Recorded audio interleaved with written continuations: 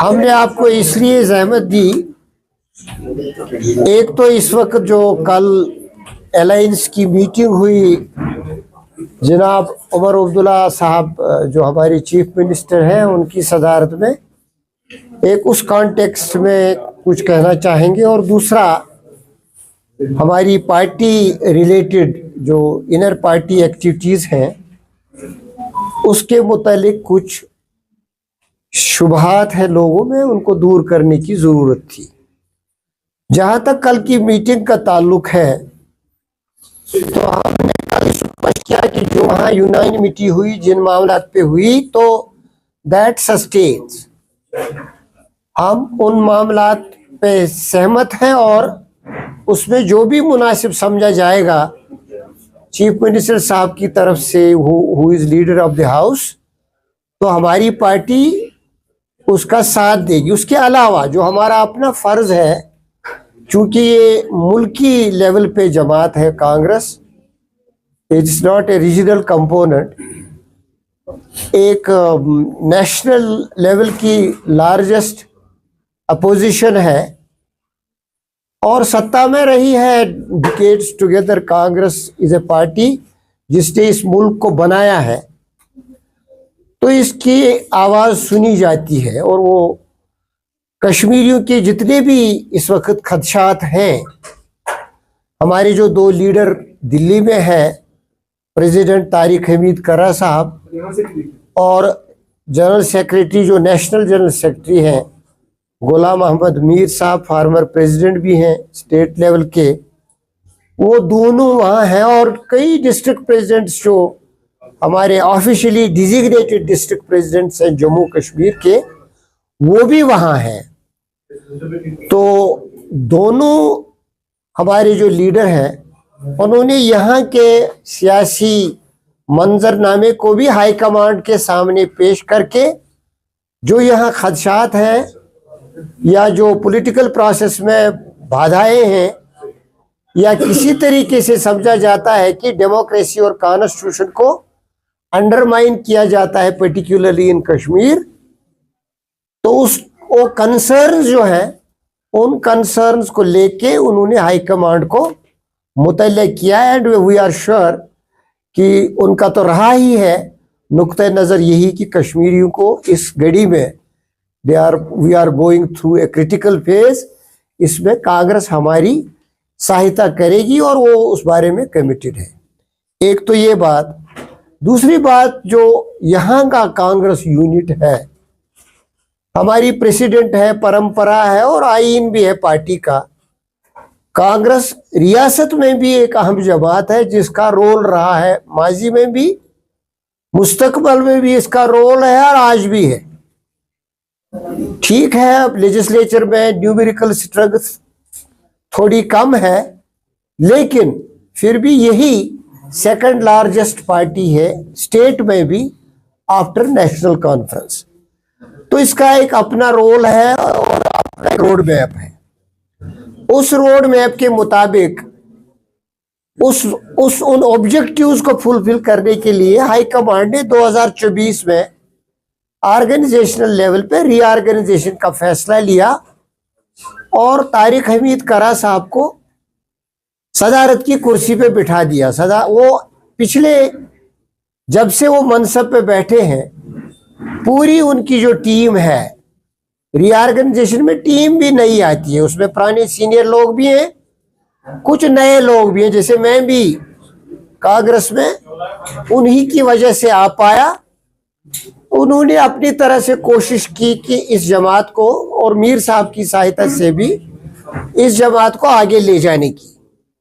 इस जमात का इस वक्त एक अच्छा इमेज है रियासत में, लेकिन अफसोस का मुकाम है कुछ डिसग्रंटल्ड एलिमेंट्स, जिनमें कुछ एक्सट्रेनियस एलिमेंट्स है जिनका कांग्रेस से कोई लेना देना नहीं है, वो आज खुद दिल्ली गए और वहां एक ड्रामा रचाया और बहुत ही बदतमीजी से काम लिया, किसी मॉरलिटी, किसी इथिक्स का लिहाज नहीं रखा। परहैप्स कांग्रेस को बदनाम करने के लिए स्टेट लेवल पे भी और कंट्री लेवल पे भी they are perhaps working at the behest of enemies of Congress. Congress के दुश्मनों की बुनियाद पे ऐसे लोगों को जिन्होंने कांग्रेस के लिए कुर्बानियां दी, ऐसे लोगों के लिए जो कांग्रेस को आगे ले जाने के लिए जिन्होंने बहुत कुछ किया।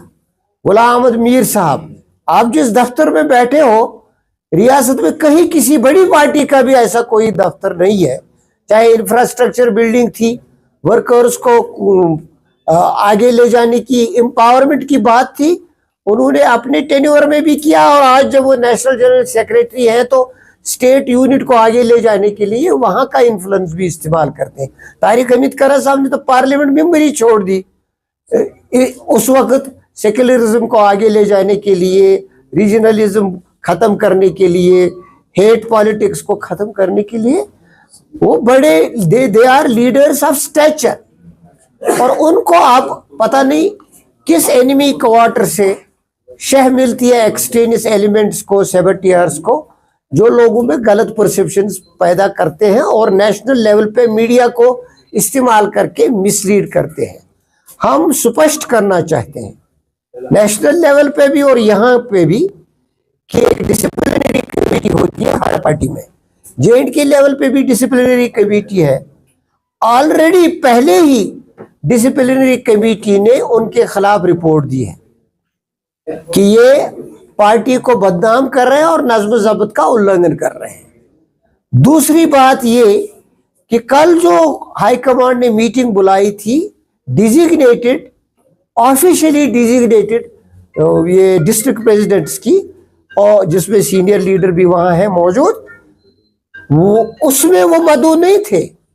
उन्होंने ये इंप्रेशन कन्वे करने की कोशिश की कि हम इनवाइटेड हैं, क्योंकि पार्टी का अपना एक तरीका है।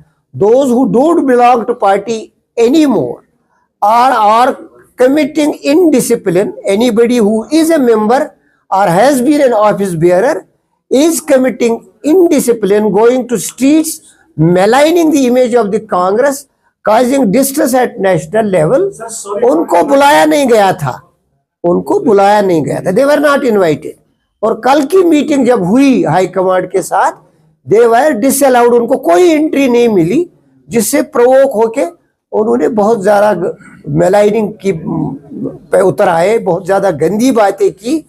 They should be held for moral turpitude, ऐसा है। तो यहाँ का जो कांग्रेस यूनिट है, हम जैसे लोग, हमको भी कंसर्न है। High command is seized with the issue, they will look into it. Media से सिर्फ यही गुजारिश है कि कांग्रेस को बदनाम के लिए उनकी तरफ से चलाई जाने वाली मुहिम लोगों को मिसलीड करने के लिए है। यहाँ कांग्रेस को बदनाम करने के लिए इसको शाह देने की जरूरत नहीं। सर, दूसरा जो पार्ट आपका प्रेस कॉन्फ्रेंस है वो आप बाद में बताइएगा, लेकिन do you think that some senior leaders are backing that protest and Congress should have to take steps and expel these leaders? देखिए, मैंने कहा ना, डिसिप्लिनरी कमेटी बनी है अगेंस्ट ऑल जो भी एंटी पार्टी एक्टिविटीज कर रहे हैं, तो उनके खिलाफ रिपोर्ट गई है। High command is seized with, they will take a call. Nizamuddin साहब, जिस तरह से आपने आगाज में कल की मीटिंग के बारे में कहा, जो उमर साहब ने मीटिंग की, उसके बाद जो लेफ्टिनेंट गवर्नर का रिएक्शन आया है कि उन्होंने जो भी फैसला लिया है वो J&K रीऑर्गेनाइजेशन एक्ट और अपनी ज्यूरिसडिक्शन या अपने डोमेन के तनाजुर में दिया है, सो किस तरह से आप उनके reaction? That's for the honourable chief minister to react, because he is leader of the house, he is leader of the party in power. उनके लिए वो he will definitely take a call on that. उनके लिए proper है comment करना, और हम तो सिर्फ यही मशवरा देंगे कि any development which is related to causing some kind of fissure here or there, उस पर अलायंस बार बार मिले एक कोऑर्डिनेटेड एफर्ट के तौर, और what ever is constitutional, legal and ethical in politics, उसको फॉलो करें। 3 रोजा दौरा है होम मिनिस्टर साहब का जम्मू कश्मीर का, तो आप एक्सपेक्टेशंस क्या रखते हैं उनके दौरे से? होम मिनिस्टर साहब मेनली जो हमने देखा, उनके 2 एजेंडाज हैं। 1 to take a review of security situation because of the incidents that took place in Jammu and overall situation. As home minister he has to दूसरा जो उनका ऑब्जेक्टिव है जो प्रेस में आया, I don't know, he should be knowing it better, कि he will address the party MLAs also, BJP MLAs, that's a party affair and this is a government initiative. तो उसमें वो जाने, अलबत्ता हम उनसे यही गुजारिश करेंगे कि एक popular government is in place. इस वक्त वो एक सरकार है जिसको एक मैसिव मैंडेट मिला है, और ये जमहूरियत और मुल्क के लिए भी फख्र की बात है, क्योंकि इंस्टीट्यूशन से ही हिंदुस्तान जाना जाता है, जिंदा है, और सिस्टम जो चलता है वो इंस्टीट्यूशंस के आधार पे ही चलता है। हम उनसे गुजारिश करेंगे होम मिनिस्टर साहब से कि कोई भी काम जो हो स्टेट गवर्नमेंट को बाईपास करके ना किया जाए, चाहे मशावरत ही, जहां उनका अपना कानून है वो कर लेंगे, वो जो उनको अपने इख्तियारात है उसमें उनको मशवरे की जरूरत नहीं है।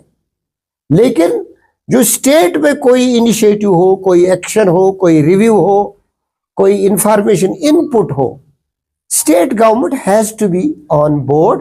That is a constitutional command also, constitutional prerogative too, and also an ethical and moral and politically reasonable and obligatory. निजाम साहब, क्योंकि आपने खुद भी कहा कि आप सेकंड लास्ट, नहीं, मतलब जो आपका सवाल है कि ये यूनिट से मुतलिक नहीं है, जो भी हम कोई एक्शन करेंगे which has national repercussions, Waqf का it's not related to Jammu and Kashmir only, it is a national repercussion, it's a law now which will govern the whole country.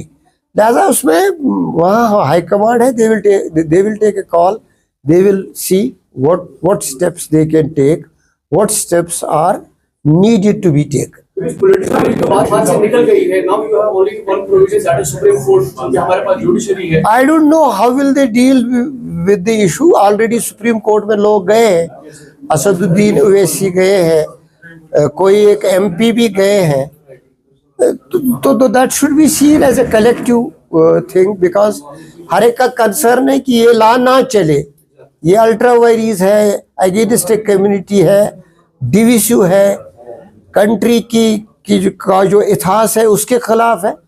ये those who are oppose to the bill, oppose to the law now, उनका तो concern यही है, these are the basis. लिहाजा जो भी court में होगा, there should be a cooperative. एक लास्ट क्वेश्चन है, चूंकि आप जर्नलिस्ट भी रहे हैं, आप पॉलिटिकल लीडर भी है और सीनियर पॉलिटिकल लीडर, ये चाहिए था कि मैं ये सेंटर के किसी लीडर से या एमपी से सवाल करूं, लेकिन आपके तासुरात जानना चाहूंगा मैं। यहाँ पर 2018